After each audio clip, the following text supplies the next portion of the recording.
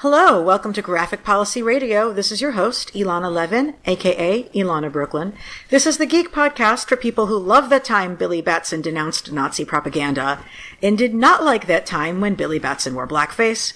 Because comics are complicated, and that's right, tonight we're talking about Shazam, the latest movie from DC Entertainment and Warner Brothers, starring the superhero formerly known as Captain Marvel, currently known as To Be Determined, but certainly played by Zachary Levi when he's transfigured into a superpowered being, and played by Asher Angel when he is not. Shazam, known prior to decades of lawsuits as Captain Marvel, was created by artist C.C. Beck and writer Bill Parker in 1939. In the 1940s, his comic outsold Superman.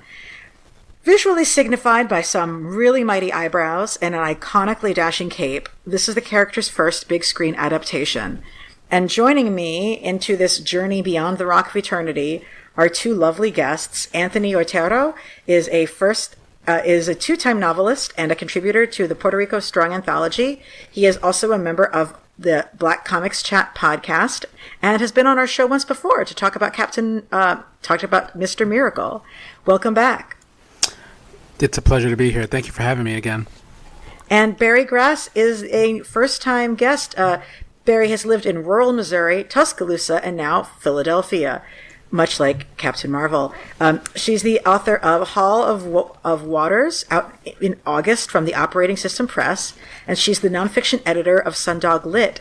And she and I met through writing essays about music. I was a big admirer of her essay in last year's March Shredness competition, and also in this year's March Vladness competition. And I'm a big fan of her writing, so I'm excited to have an excuse to have her on the show. Hello. Hello, I'm very glad to be here. Thanks for having me. Yeah, me and Billy Batson living in Tuscaloosa for a few years, both of us, yes. So Philadelphia, I definitely was like, I want a Philadelphia perspective, and then it all kind of came together. And also with Anthony, I was like, I've read Captain Marvel in plenty of comics because I'm going to just keep calling him Captain Marvel, probably. I might call him Shazam sometimes. Just from now on, folks, assume that if I say Captain Marvel, I'm talking about Shazam. I'm trying to keep it steady. I apologize. I read the character in Team Comics over the years, like in 52, which is like still the best comics crossover event series in like probably the last great one. I don't think there have been any great ones since then. I've seen him in teams and stuff like that, but I'd never really read the character as a solo character prior to this. And I definitely wanted to bring in someone who had, some more knowledge about the character than I do. So thank you for helping step in with that. Oh, no problem. No problem. I specifically remember him when I was a kid. It was just one of those things where we would always debate, who was stronger, Captain Marvel or, Superman. We always debate like, Captain Marvel has magic and Superman doesn't. So, it was always one of those things that it was a debate as a kid. And it's just interesting to see the maturation of the character over the years. Are there particular series with him that you felt like that are really worth reading? I would say based on what I've seen, if to really get into sort of the Captain Marvel world, I was really into Justice Society. Where Black Adam, who I'm a big fan of, yes, was a part of the Justice Society, and what I enjoyed was how they tried to really bring in Captain Marvel, and he was still called that at the time, into the fold, and they couldn't quite understand why this grown-up hero was hanging out with Stargirl, who was like considerably younger. Yeah, a teenager. Like she was like 14 or 15. Yeah.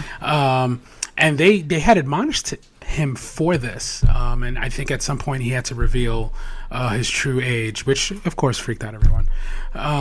So I found that to be very interesting. If you've read Kingdom Come, that was a great version of Captain Marvel, because it really showed the pull between God and man. And that whole series, it's not just for Captain Marvel, but that whole series is amazing.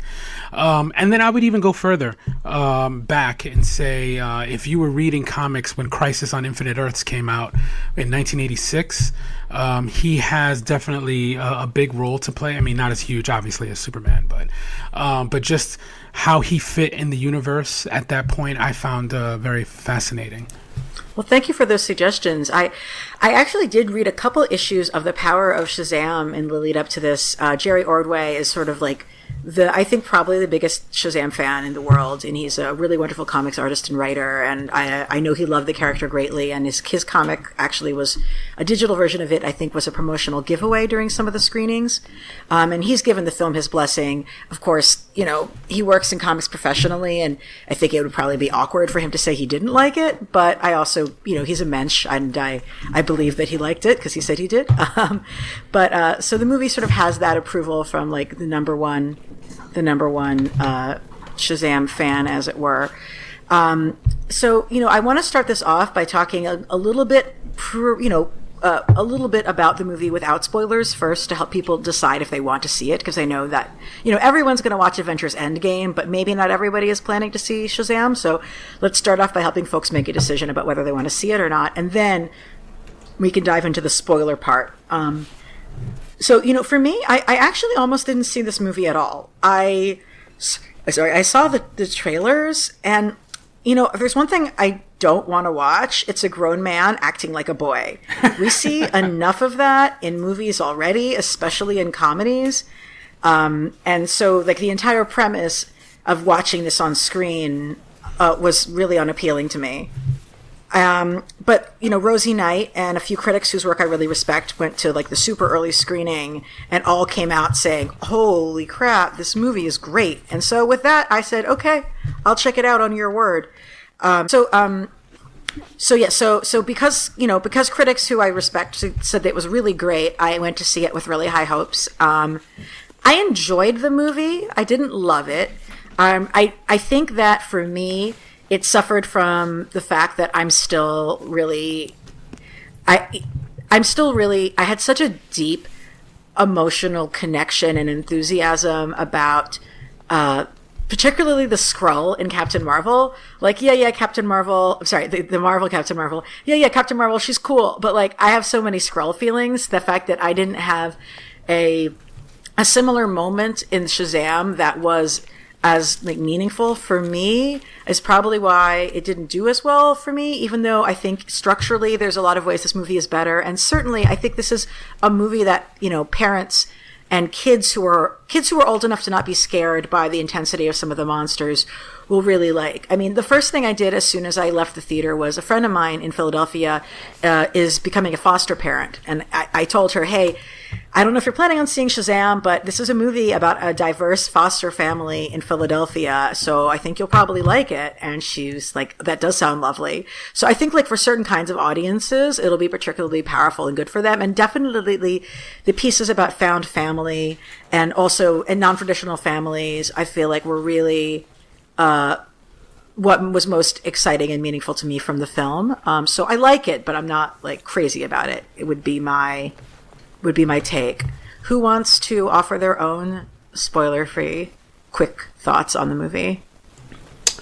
I went into this movie with like little expectations. And we talked about it.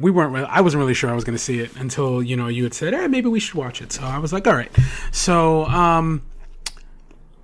I enjoyed it because I had zero expectations for this movie. I mean, at this point, I have zero expectations for any DC movie. I'm not going to lie. But this one was a surprise to me only because it was light. It wasn't dark as we've come to accustomed to, but it wasn't all over the place like Aquaman. I always felt Aquaman to that in the trailer, and I really enjoyed that. Cool. Oh Oh, and actually, I was going to say, I don't see every superhero movie that comes out. I actually had planned to see Aquaman, and then I ended up not seeing it when I found out that the bad guy was the environmentalist, when to me, the whole point of why Aquaman is interesting is that Aquaman can be an environmentalist. So I said, I don't have time to this. Goodbye. So it really was for me a question, like, I don't see every movie that comes out. It is a question of quality. So I do want to give that context for my decision. And Barry, what did you think of the movie? So my draw to it was basically Philadelphia. I have no experience with the source material personally, so I had zero expectation for the film as a film, really. I wanted to see the Philadelphia-ness of it. And I must admit to being a little, like a general premise, as you mentioned, Ilana, of this like boy wishing for a kind of manhood or a man acting like a boy dynamic. I was worried about that. Like, I remember seeing the cardboard cutouts at the movie theater of Shazam with a cell phone and like blowing a bubblegum bubble, and I was like, oh, this just reminds me of the vibe of too many of our elected officials right now. Just stole my heart. Oh my God, Darla is the cutest child I've ever seen. I want to see that young actor in so many more films. She was great. Really, I feel like maybe the final climactic sequence of fights is a little protracted, a little drawn out for me, but otherwise, that was more enjoyable than I expected. Cool. And you're also coming as someone who like doesn't go to see every single superhero movie that comes out or anything like that. You have a discriminating taste around such functions. I'm not sure if it's discriminating so much as just not bothering with most DC films typically until they're streaming somewhere. Because comics-wise, I'm like a Marvel girl mostly. Yeah. Going back to childhood. So it's just like, what do I have experienced in? What can I compare to my memories, et cetera, et cetera. Got it. Cool. I feel like my feelings about the movie fluctuate a little bit depending on how much I'm thinking about it on its own versus what I'm comparing it to in my head at any given moment. So I definitely say I'm in flux, but I guess I would say to folks that if you're wondering if you like superhero movies, this is a good superhero movie, and I think that parents would probably find it particularly good. And I think it's hard to say, like, particularly for me, like, I don't really know what's too scary for kids of certain ages, but I think that it could be really meaningful for especially kids with blended families, kids who are adopted and things like that. I think could find it particularly meaningful for them as well. I guess with that, let's move into the spoiler section of the episode. I will say that starting the movie with the supervillain origin piece was interesting. I thought that child actor was great, and I thought that Mark Strong as Dr. Sivana was great. I like comics Dr. Sivana more. He's more fanciful and really a pretty far out there character. I mean, he's had a million different characterizations over the years, so I can't even say that there's one in particular that I like more than the other. But I thought that I understand why the movie chose to play Dr. Sivana in a much more straightforward way rather than a weird, fanciful way, because Shazam is fanciful enough. And if they were going to have Dr. Sivana be more of a traditional villain, giving him this sort of childhood experience of being rejected for not being perfect, and also showing the wizard as flawed, right? Like, it's pretty clear to me, at least as an adult viewer, that what the wizard did to Sivana as a child was completely abusive thing to do to a kid. So you're like, yeah, of course you're messed up. Yep. So I think if we're going to do it that way, that was a cool way to sort of make us have some investment in stakes and what happened with them. Yeah, absolutely. I liked Mark Strong a lot. He actually kind of looks like him a little bit. I wasn't expecting that aspect, but and I'm glad that he wasn't played like when I've seen Sivana in comics, I always had pictured him as with this really uptight voice, like, "Hey, we're gonna get this person." Hey. Like I felt like that type of voice, but to sort of see the deep voice or hear the deep voice of Mark Strong and the way he played him, and he's a fantastic actor.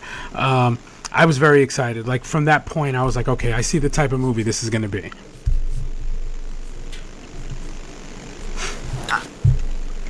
With the introduction of Billy at the start of the movie, interesting. I think every single actor in this was great. So just take that as a. Ilana thinks every actor in this is great. It was interesting to me because I think like stealing the sandwich from the police officer and like locking them in which was such an ingenious little rapscallion of a moment, is kind of the only fun and playful thing that he does until he becomes Shazam. Yeah. I think like Billy. The thing with Shazam is we always talk about it as being like wish fulfillment. You know, Shazam is the story of a boy who gets the magic ability to suddenly become not just an adult, but like the adult of his dreams and this embodiment of traditional masculinity with like the real bulging muscles and the handsome face. And he gets to skip all the awkward puberty stuff that comes in between, you know? He never doesn't have to get acne and like deal with getting rejected going to the first dance or whatever. He gets to go straight to that, you know, idealized moment. And so people really do talk about it as wish fulfillment. And it was interesting to me because I didn't get the sense from this particular Billy that becoming this particular Shazam was his wish fulfillment. It felt like Billy wanted to be an adult in this movie just because he wanted the independence to be able to go pursue his mom. He wasn't, he clearly sort of said like, look, I don't want to have to, he was kept escaping from running away from the foster homes. He wanted to not be dependent on them, but it was for the purposes of finding his mom, which is, you know, a yearning that's definitely tied to being youthful in some ways as well. So I couldn't quite figure out if I thought that connection made sense to me. I don't know if you had thoughts about that, Barry. I mean, I kind of felt like through the magically granted adulthood, yes, Billy was able to get a kind of independence, but there's also a sense of responsibility to family, to community that comes with adulthood, and that was mirrored in the responsibility that comes with superpowers to me. So I felt there was a workable connection in terms of there are things that come with adulthood that you don't necessarily ask for if you're the kind of kid who wishes they could just grow up a little quicker. And what do you do when those responsibilities are suddenly thrust upon you? Got it. Yeah, no, that's a good point. I also just thought it was so interesting to see like this very... I mean, Billy is never as childlike as he is when he's Shazam. Like, I think it's interesting because teenagers put on a lot of effort to seem more adult than they are. At least that was me as a teenager. It was also me as a child. Like, I spent my entire youth trying to come off like a grown-up. And then, you know, when you get older and you're like, oh no, I actually like all these kid things and that's fine. So I like Billy trying to come off as sort of more mature, especially in comparison to Freddie Freeman, his roommate, now shared foster brother, is like, seems like, yeah, that a young teenager is definitely going to be trying to come off as mature. And then once he is in the body that is clearly adult, he has the freedom to be the awkward, clownish kid that he might like to be if he was under different circumstances too. Right. I just, what I found very interesting was just how it was portrayed that he was uncomfortable in his own skin. You know what I mean? Like he was uncomfortable being this adult. You know what I mean? Like he enjoyed it, but you knew he was uncomfortable doing it.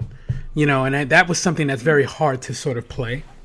You know, even as an actor, it's like, how do you play uncomfortable in your skin? Well, he did that very well. Zachary Levi did that very well. So you definitely, for me, got that thing like, I'm an adult now, but am I really? People talk about this movie a lot with respect to Big, the movie where Tom Hanks becomes is a little boy and wishes on, and becomes an adult quickly. And the movie has a straight up tribute to it when they have a part of one of their fights takes place on a piano that you walk on, like that F.A.O. Schwartz scene in Big. But one of the things that Big did that I think was really complex and would have not been handled the same way if it was made today, and that I noticed here, was like in Big, Tom Hanks has an adult love interest when he's a teenage boy. Right. And like, it probably has something to do with my age when I saw Big, but I feel like other than the piano thing, the main other thing I remember from Big is I remember him feeling up her boob and being like, whoa.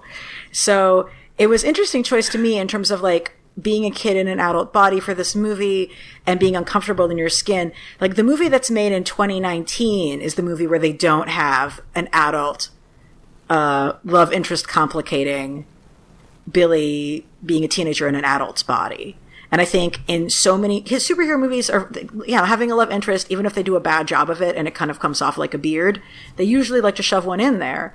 And I think having him be a child, especially like, in the comics, I might be wrong. Doesn't like Billy and Mary Marvel do they have like a romantic interest, or are they siblings? This shows my ignorance, I suppose. I don't think they're siblings, and I don't.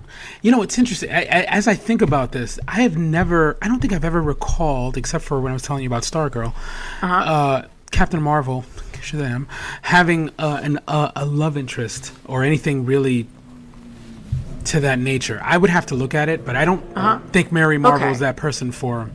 Got it. She's just that person for people who draw lots of fan art of her. That's okay. Well, yeah, I liked her when she became corrupted, but that's because, again, I'm a Black Adam fan. So Black Adam is awesome. We will actually definitely get to talk about the character Black Adam near the end of this. Black Adam, for those who don't know, is an antagonist of Billy Batson in the comics, who's just a great character. But anyway, so I thought it was interesting, like the movie sidestepping, having that sort of question, and because it's adults and kids is not an equal relationship, even if it's an adult in a kid's body. So I thought that was like a very 2019 thing for them to realize that they shouldn't be messing with. But I found interesting, though, that the love interest wasn't necessarily love in the sense of romantic love. I think that they replaced that with the relationship of his mother, which is complicated and messy, and I'm surprised they went there. I really loved how they resolved that. I mean, that whole scene with the acting between him and his mom, how clear it was that she was like currently being abused at present, and that there was reasons why he couldn't live with her, and him sort of realizing that his foster family is his family. Like, that just all came together really well. I was mostly just thinking about that it was like refreshing to lack that straight up romantic side plot. But also, I guess it was mostly just replaced in a way with the relationship between Billy and his mom, and just the general sense of belonging, which is a kind of finding a love and acceptance within yourself. It makes me want to talk to children about this movie who have seen it, honestly. I'd love to know how the arc of Billy realizing that he does indeed have a family plays with children. Yeah, I mean, it's also just refreshing to have a movie where like the adoptive family, the foster family, are so just like awesome. Yeah, I mean, both of the parents have such a great attitude, are so like liberatory with their kids, really, and then this house of these really diverse children. It was exciting to see, a young boy who's like played by like a really big kid, like, being portrayed like a sweet person who's thoughtful. I guess Pedro Pena is the character's name, and having it sort of be this multiracial family as well. Yeah, the family theme also, I think, helped. And I will say that it's also refreshing to not have to witness like a death in the traditional sense, because usually, I'm not going to spoil Aquaman, but there's always something that happens where you're just like, oh, well, that sucks. Billy didn't go through that. It's not like he came home and like his foster parents were dead. You know what I mean? That didn't happen, thank God. In a different movie, maybe, but to me, it's so anti-Batman in that sense. Like, everybody survived in some way. He still has family he can come home to and feel, some sort of love, And right. I can't believe I just said anti-Batman movie, but that's what it feels like. Yeah, I mean, even the final credits sequence sort of set it up as a juxtaposition, like to take the piss out of Batman almost. Yeah. But it has to respect, one thing I like that isn't my own little theory that I don't know if was intended is in the battle scene where you see one of the kids throw the batarang and it cuts Dr. Savannah's head a little bit and he bleeds. Like, the movie explains that as being because he had sent out some of the sins out, so he was weakened because he didn't have the power of all the sins in him. But I just thought about it as it meaning, like, magic can hurt magic. Because they specifically, like, right before that even say, like, only magic can hurt magic. These bullets won't hurt or whatever. So it made me feel like, Batman's tools are magic. And since we know Batman is not literally a magical being, then it's that the belief in Batman that Freddie Freeman has is a magical belief. Like, clap your hands and believe. Like, and the movie talks about that in terms of the power of flight as well, like the power of belief. Yes. I didn't even, that's a good point. Which reminds me, I want to talk about Jesus imagery, which there was only a little bit of in the start, but I feel like this movie obviously looked like it was supposed to be a Christmas movie. I'm very confused that it wasn't released around Christmas. This takes place during Christmas. There's so much Christmas stuff going on. But aside from that, there's a fair amount of Christian imagery. Like, you have the fact that the song that's playing when Savannah is in the car in the flashback is like, it's like not just any Christmas song. It's not like Jingle Bells. It's a Christmas song about, do you hear what I hear? It's about the birth of Jesus. Yeah. And then when you see Billy Batson first, after one of the first things you see him do is you go to this house that has, I forget what, the Holy Family or whatever, like in the statuary of their yard. And he approaches this house like a visitor, asking to be welcomed in, and then he's rejected because he's not actually their son, because he's like literally not actually their son. So it sort of it kicked off with, I thought, like a lot of religious imagery. I don't know if anybody else picked up on some things like that they'd want to jump in with. I'm not sure. I'm not sure. I saw a lot of religious imagery. I have to really think about it. But I did walk away thinking, is this a Christmas movie? Yeah. Like, if this came out in December, what would that mean? Because this obviously happened around Christmas. Yeah. With the running Santa Claus, which was probably one of my favorite points of the movie.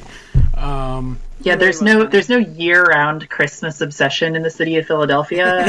Speaking as someone who lives here, thank you for clearing that up. Yes, just as our resident Philadelphia correspondent of the podcast, it's definitely a seasonal vibe.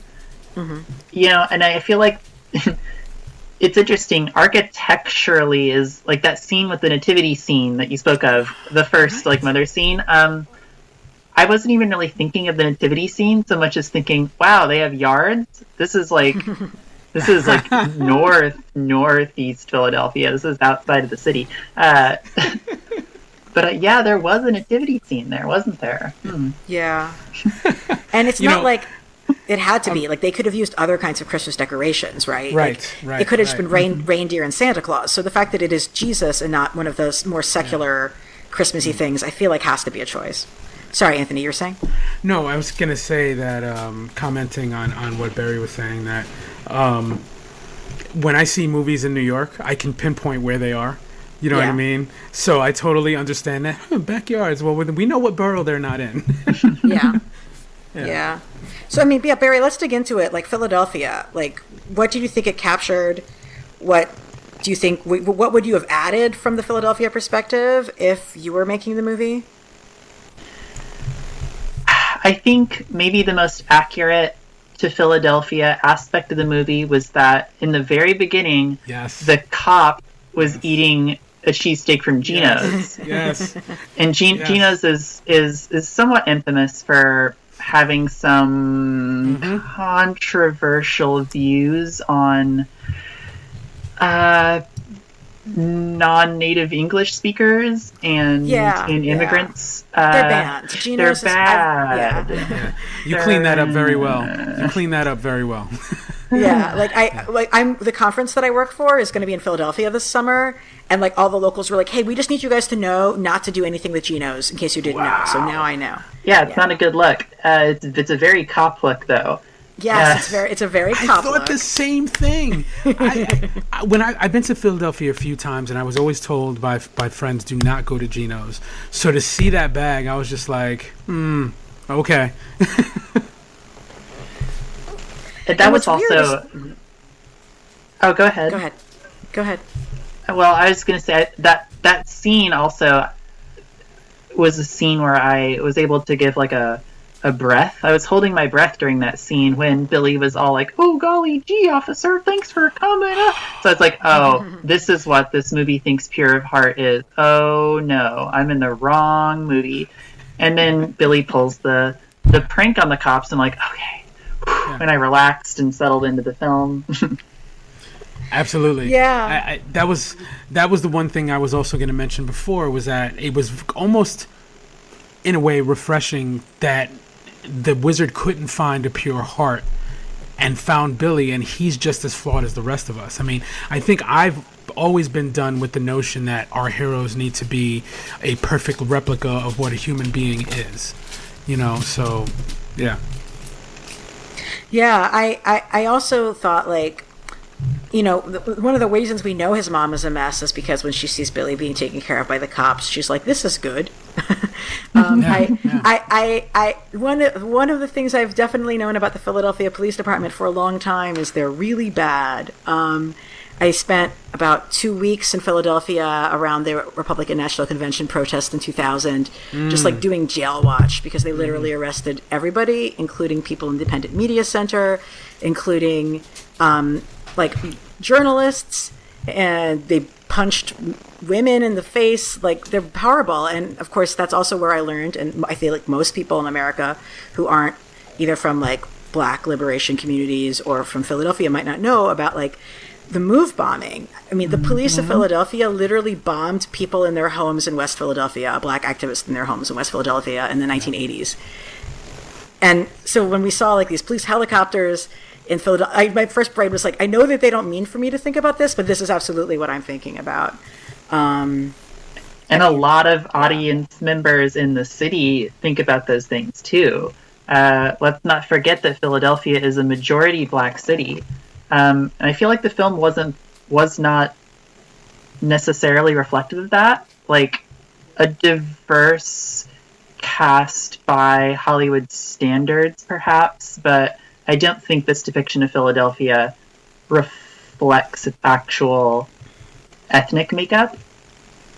So that's another Philadelphia observation of mine. But yeah, it's those kinds of things are felt kind of palpably in screenings of films like this that take place in Philadelphia. It's funny, audiences will like latch onto small inaccuracies about how the city is depicted in whatever television show or movie.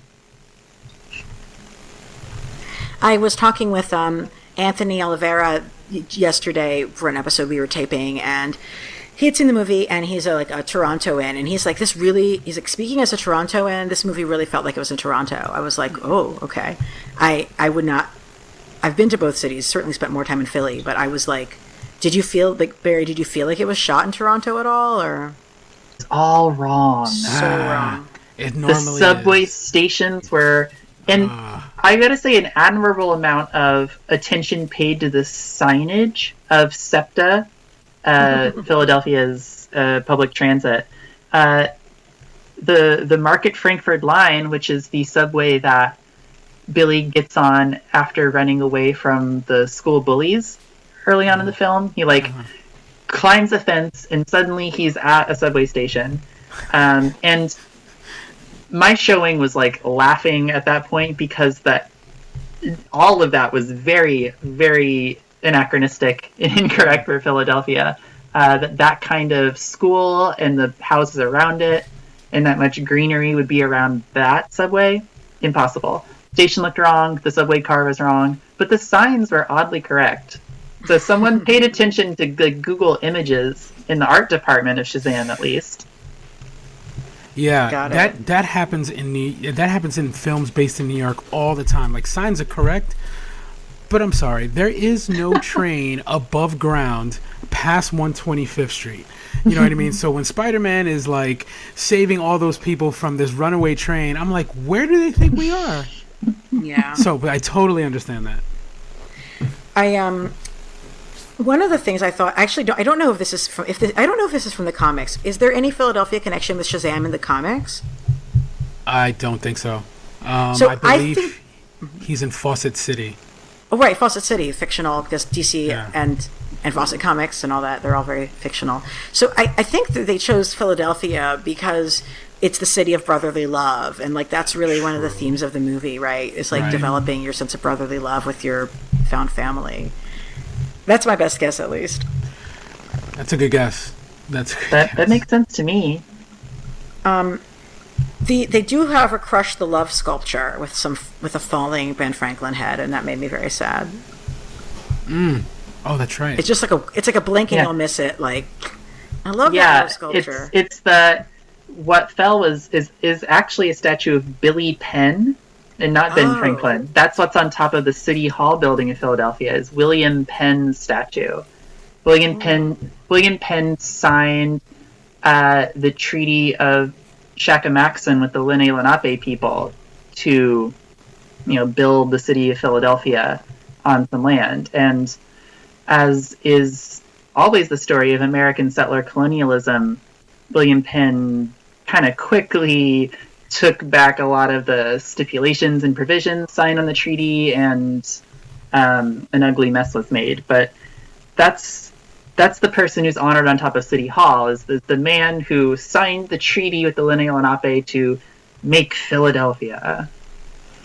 And his head crushed the Robert Indiana love statue. So that's pretty accurate then.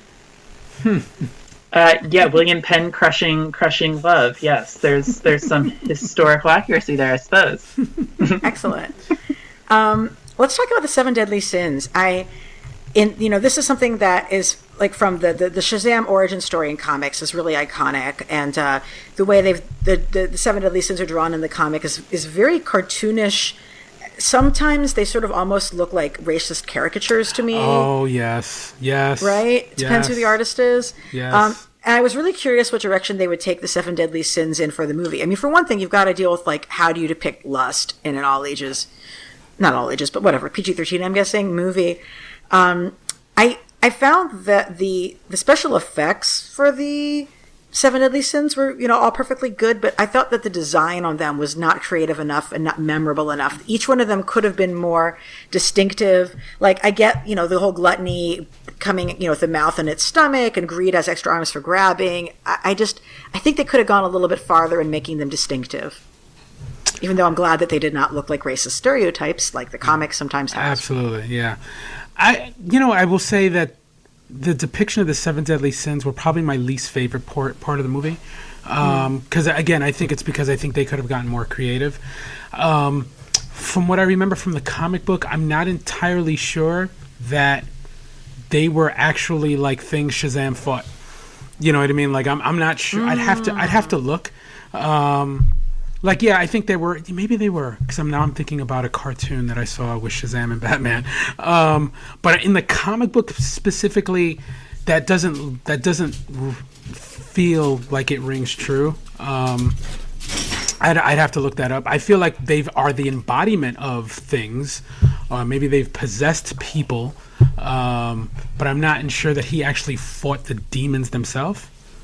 I'd have to really look that up. But that was definitely my least favorite part of the film, was like, because it's one of those things like you couldn't figure out better villains. You had to basically have demons, which is fine, but okay.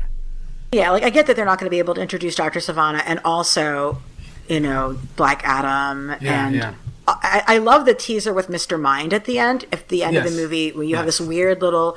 Well, you see earlier when you get to the Rock of Eternity that there's a cracked glass enclosure that looks like it had a little plant growing in it, which surely had been the cage of Mr. Mind. But Mr. Mind is a evil caterpillar that wants to take over the world and is utterly charming villain who, in the right hands, can also be really terrifying and creepy. Again, 52, the DC 52 series from, like, I guess the year 2000. Wonderful work with that. But that was fun seeing at the end. I mean, Barry, you probably were not familiar with Mr. Mind. Like, did that... No familiarity. This is my first time hearing the character name Mr. Mind. First time hearing that. I certainly... Yeah. It did not give me any pause that there was a small talking worm with ambitious plans on the post-credit sequence, but Mr. Mind. Okay. Very formal. It's like Pinky in the Brain. Yes. Yeah, actually. Yeah. Yes. Yeah. Yes.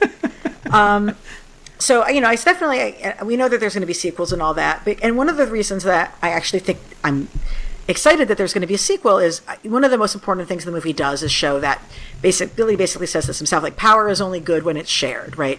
Yeah. Billy shares his superpowers with his new family. I loved how they had the family would put their hands in the middle of the table. Instead of, like, doing grace, they'd, like, put their hands in the middle of the table and do a cheer together before the meal, like, with this sort of team vibe, which is really charming and felt like it might be something that would be easier, but, like, also wise of the parents. I feel like that would probably be an easier thing to get new kids to join into, to build a family ritual rather than something that's more intimate, maybe. But anyway, and then when he has the staff and he asks the siblings to come and grab it and share their powers, it's the same sort of visual with the hands coming together.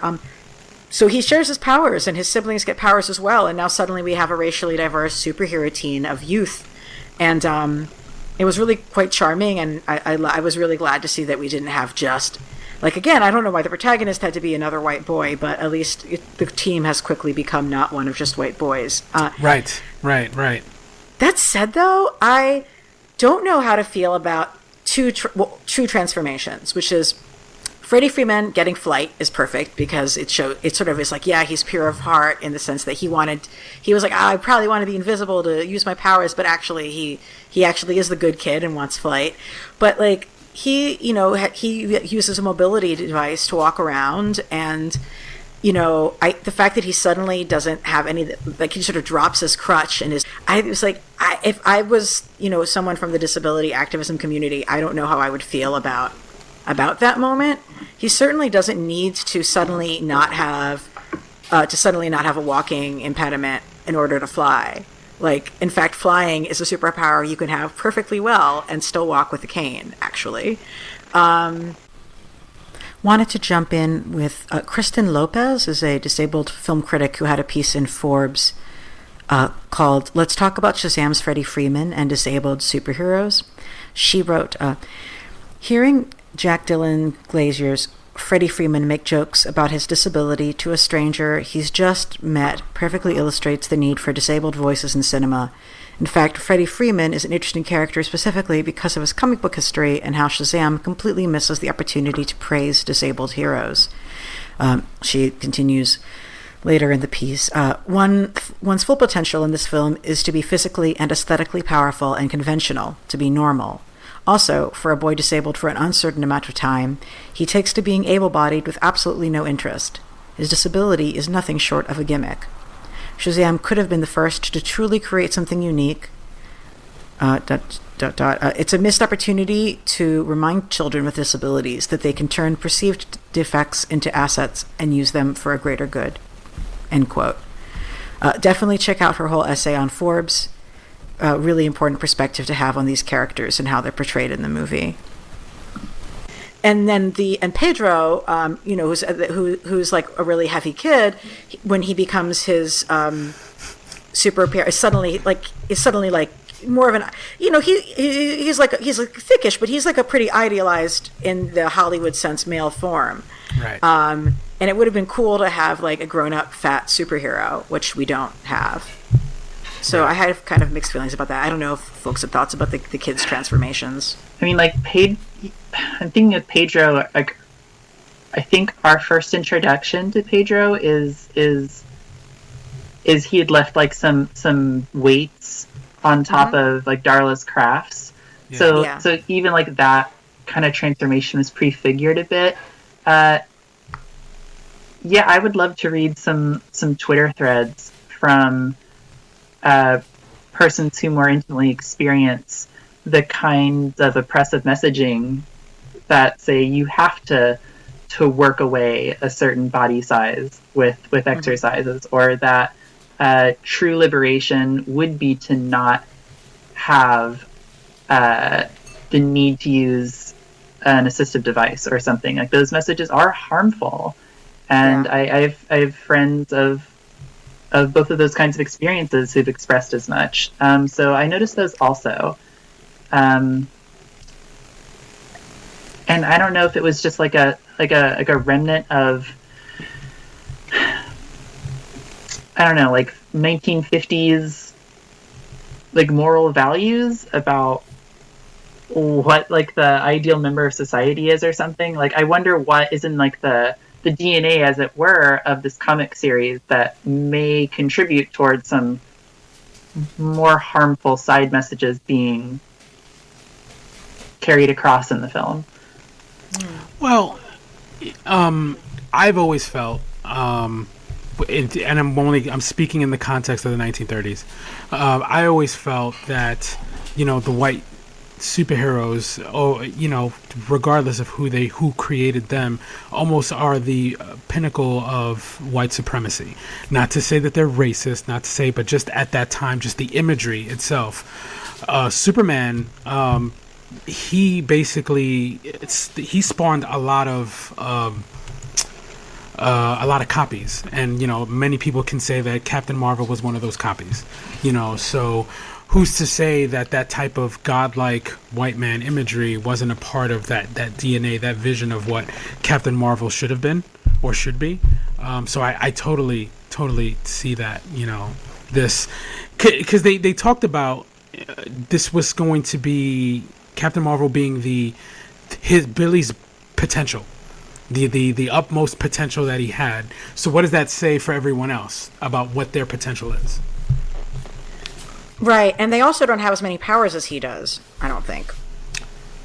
One of the things I always found confusing about the comics, and I've actually asked a couple people about this and couldn't really get an answer, was, when they're transformed in the comics, Freddie Freeman is Captain Marvel Jr., even though he doesn't become an adult when he transforms, and he stays smaller than Billy, and it feels like a teenager would be, you'd be jealous, like, why do I have less powers? Why am I smaller? I really love the bit of dialogue actually in the movie where they Billy is like, well, you just wish it was you, and Freddy's like, no shit, you don't see me, and like there's really acknowledges that complexity of that dynamic, but I just thought it would be surprising to me. It's unbelievable to me that there wouldn't be some resentment, even if it's somebody you love, some jealousy or something. Yeah, absolutely. And I think that the part where they all have different powers, I felt that was a little new for me, because I've always seen Captain Marvel Jr., which I've always hated that name, and Mary Marvel always seemed to have the same powers. Even the old man Shazam, whatever his name was, they all had similar powers. It wasn't like they were taking, honestly, I don't know how it is that they got their powers yet. Maybe he did share it, or maybe there was some magic that was going on. But I found that to be very interesting. How Megan Good's character, because I don't know what their names are going to be. She was just speed. You know what I mean? Or, I found that interesting, but yet surprising based on what I've read about the Marvel family. I would say Megan Good's performance, she played Darla when Darla became superpowered, was amazing. She did such a good job of playing a little girl, particularly playing Darla. That was really impressive.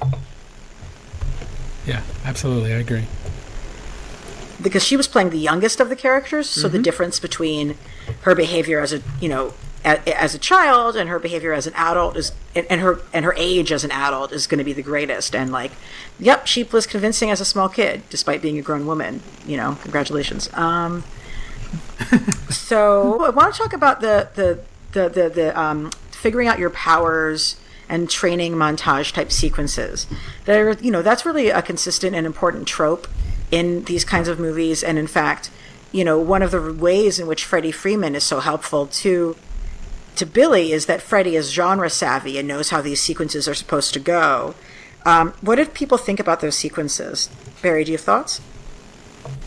Like the sequences of trying to test the limits of the Shazam powers and uploading to YouTube, those sequences? Yeah. I mean, the general approach of like using modern relatable technology was kind of fun to me, though I couldn't get like a thought out of my head during those scenes, and this is just because my brain is so associative, but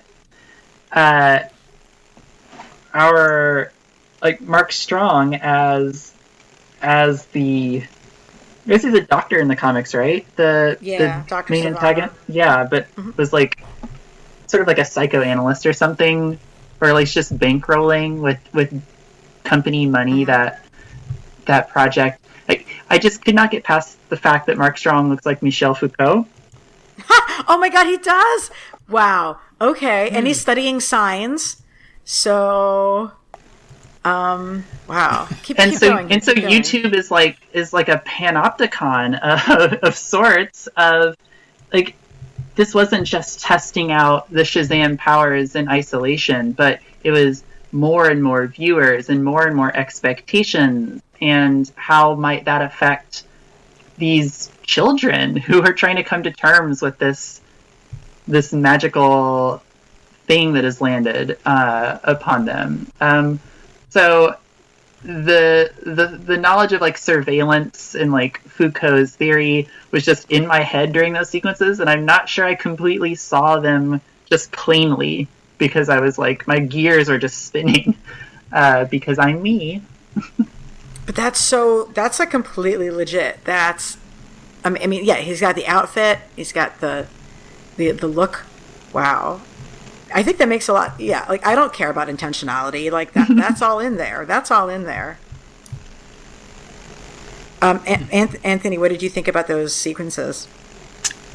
Actually, I thought I found that to be one of the best parts of the film. You know what I mean? Because it was funny. Because honestly,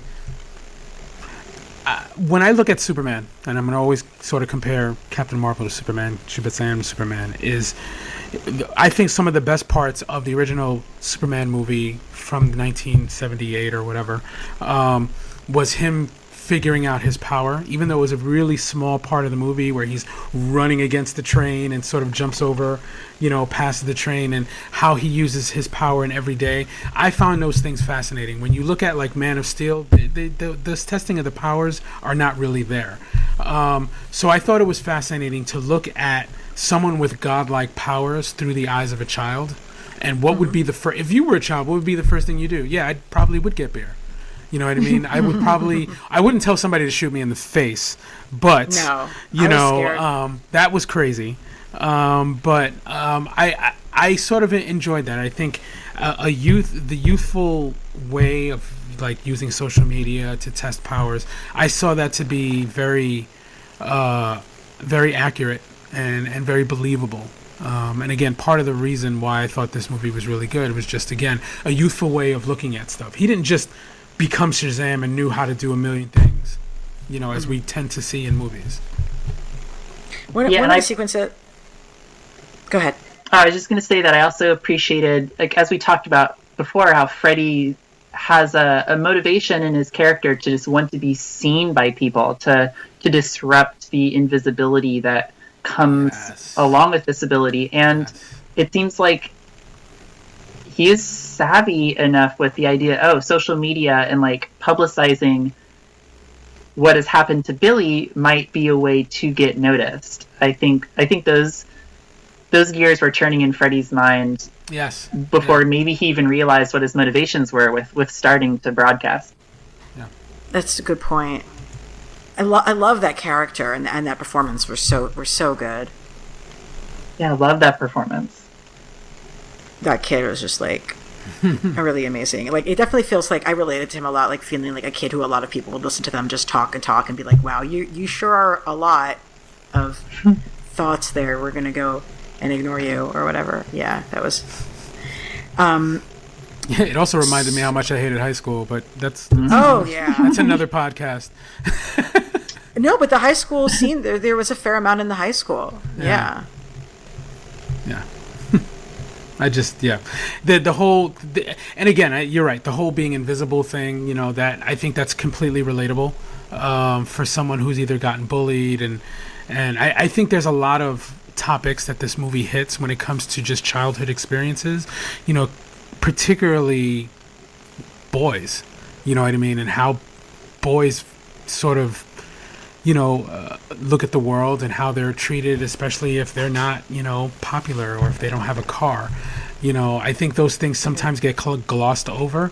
I mean, even in the new Spider-Man movie, I'm not talking about the Miles Morales one, Homecoming, he's not even that picked on compared to Freddy. You know what I mean? Freddy is really sort of invisible and picked on. I mean, who picks on a kid that has a cane? I mean, that's just so... It was actually a little infuriating to me, but that's high school, you know? Yeah, I mean, with his excellent parents, I kind of was hoped that if this was such a systematic problem in school, they would have, like, addressed it in some way. But I know that he's also old enough that he could be at the age where he's hiding things from them about absolutely. what he's going through. Yeah, there's a little bit of male ego there. Like, I'm not going to tell you what's going on. Yeah. Although ultimately, I think like the biggest male ego thing from the whole movie is just the fact that this is a movie about an adult man trying to prove that he's better than a child. Absolutely. And it's like, no, actually, you're an asshole. Right.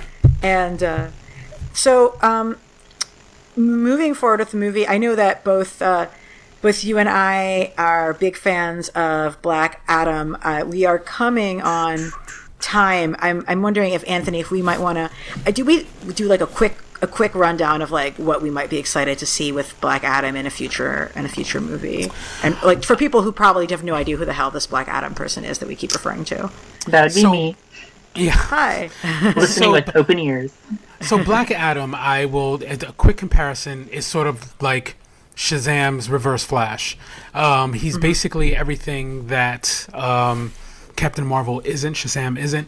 I don't necessarily push him toward evil, but he is not necessarily a good person. They reference him very briefly in the movie when they talk about the first champion that was picked. That's Black Adam. All right, Black Adam was the first champion that was picked. And according to the comic book, the wizard was so put off by the way he used his powers that he banished him, like, I don't know, 500 galaxies away. So it takes Black Adam almost 3,000 years to come back to Earth. And he's supposed to come back in modern day times. At least that's how I've sort of read the origin of Black Adam.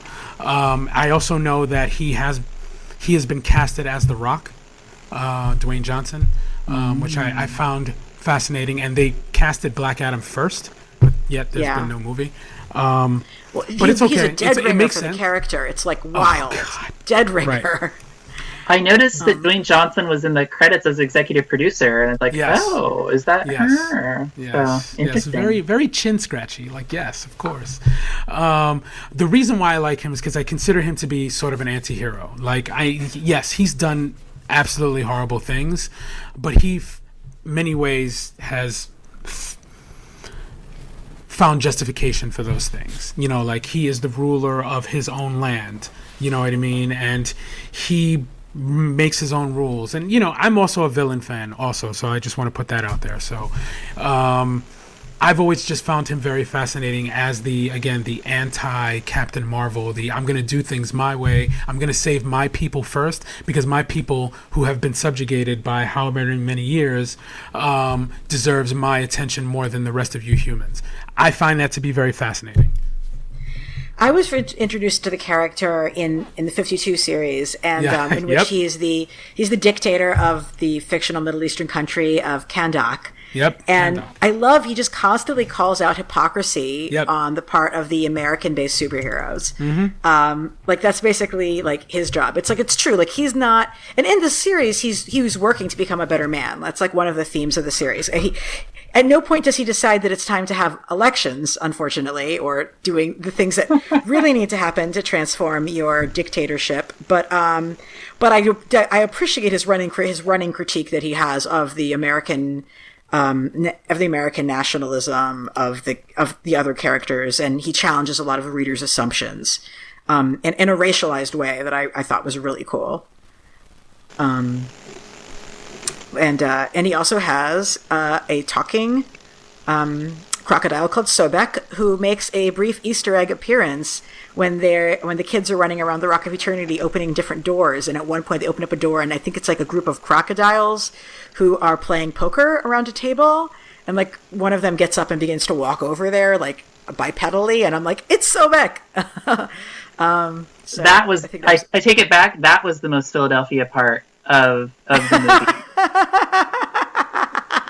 That was South Philadelphia, like mafioso incarnate right there. That was, yeah. Oh, wow. That's awesome. I get, for me, another Philadelphia vote would just be like, they do the whole Rocky thing with the Eye of the Tiger song, and he's like showing off he's basically busking. He's doing superhero busking, which, in New York City, superhero busking is the thing people do around Times Square. But it's got the Eye of the Tiger song from Rocky, and there's a lot of tiger imagery in this, which is good because tigers are a reoccurring image in the comics. Like Talking Tawny is Captain Marvel's talking tiger friend. And so like Eye of the Tiger, Talking Tawny the tiger, and he has a tiger embroidered on the back of his backpack. He really wants his mom to win the tiger toy. Like he's got some real kinship with tigers as an animal. So when he does eventually, I presume he will, get his talking tiger, it'll be particularly resonant. And, he gives the tiger stuffed animal to the little girl who's hiding with her dad in the big fight scene. Yeah, I think the tiger imagery was really sort of like, for me, really out there, because I knew that there was I think it was Mr. Tawny or something, was sort of a big deal in Captain Marvel universe. So that really was something that I'm glad they sort of kept. And in saying that, I'm glad there wasn't an actual talking tiger. That would have been Well, thank you both for joining me. Is there anything we haven't had a chance to hit on yet that folks would like to say before we go? The only thing I want to say, referring back to Black Adam, is that, he tried to join the Justice Society of America, which is sort of the equivalent of the Justice League. So I found that to be interesting and more of a fascinating view on Black Adam. Other than that, I think that this is a movie that people should see, and I think it's probably one of DC's better movies, because I think it was just overall fun, and again, not too much darkness, which I think is a good change for DC. Awesome. Any other thoughts, Barry? Yeah, I appreciate a superhero movie where the jokes aren't rooted in like immaturity from an adult perspective. I feel like I'm not verbalizing this thought very well, but most of the jokes it felt kind of authentically kid-like, and not some like adult nastiness or like pervertedness superimposed onto an idea of immaturity. Like it seems more honest. Right. Yeah, if I can sort of jump off your point, no one was sexualized, which I thought was, because I was afraid they were going to sexualize Mary Marvel, and they didn't. Yeah. Or Billy, right? Like, or Zachary Levi as Billy in a way, right? Like, because he's a child, even though he's an adult, and I'll say, speaking of visuals, just like one super striking visual of it was him jumping off the top of the building and saying Shazam and the lightning striking him in the chest. Like, what a beautiful image. So shout out for that moment of cinematography, at least. Well, thank you everyone for joining me. Do you want to let our listeners know where they can find your work on the internet or elsewhere? I know I myself am ELANA_Brooklyn and at Graphic Policy Radio and graphicpolicy.com. Anthony? Yes. You can find me on Twitter and on Instagram under Latin Negro, 1N. My moniker is Tony Snark. I'm also on I'm also on Facebook as well, Anthony Otero. Excellent. Barry? I am very active on Twitter at the Bgrass, TheBgrass, though I'm on lock right now because of a job application, but soon I'll be back to everyone can follow my inane tweets about professional wrestling. Which is really popular amongst our fans, so that I'm looking forward to that. Very sure. nice. Sure. I also have a fair amount of writing you can read if you're interested in lyric essays. And my website is berrygrass.com, BERRYGRASS.com. And I'm a big fan of her essays, so folks, go check it out. Thank you. Thank you all. Have a great week. And like we say, keep it geeky.